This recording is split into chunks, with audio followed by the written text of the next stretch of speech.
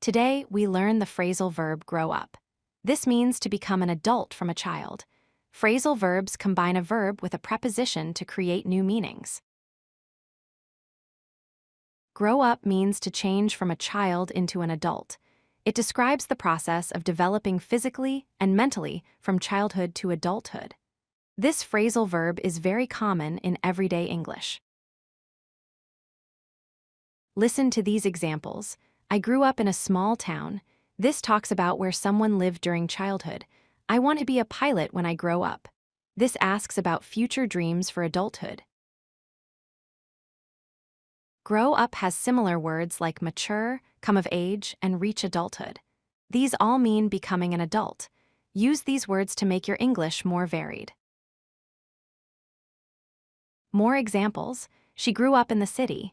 This shows where someone spent their childhood years. He wants to be a doctor when he grows up. This expresses career dreams for the future. Listen carefully. Their children have all grown up. This means the kids are now adults. It's time to grow up. This tells someone to act more mature and responsible. Now practice. Fill in the blanks. Where did you grow up? What do you want to be when you grow up? Say these sentences aloud to remember the phrasal verb pattern.